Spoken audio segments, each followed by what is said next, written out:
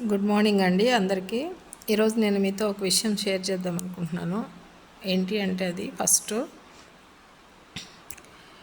Intermediate BiPC కోర్స్తో ఎవరైనా complete అయ్యి ఉంటే కనుక అంటే దాని తర్వాత ఉండే ఆపర్చునిటీస్ ఏంటి, ఏం చేయొచ్చు, బైపీసీ తీసుకుంటే మనం ఏమన్నా పొరపాటు చేసామా అనే ఫీలింగ్ లేకుండా అంటే బైపీసీ కోర్సెస్తో కూడా నంబర్ ఆఫ్ ఆపర్చునిటీస్ ఉన్నాయని నేను ఈరోజు మీతో తెలియజేద్దాం అనుకుంటున్నాను.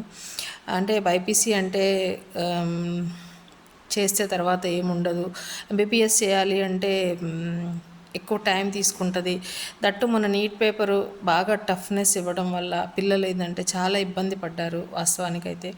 సో దాంతో ఏంటంటే కొంచెం అందరూ లాంగ్ టర్మ్ తీసుకుందామా వద్దా, బైపీసీ ఫస్ట్ అటెంప్ట్లో రాని పిల్లలందరూ ఆలోచన చేస్తున్నారు.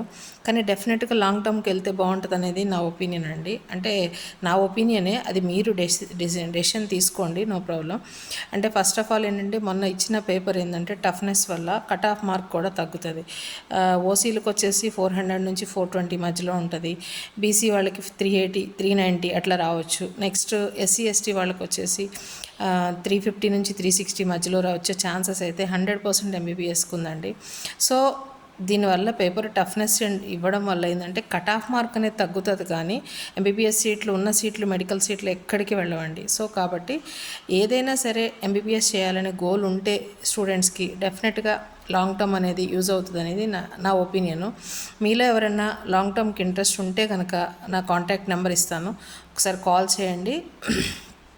డెఫినెట్గా నేను గైడెన్స్ ఇస్తాను. ఓకేనా? బాయ్ అండి, థ్యాంక్ యూ.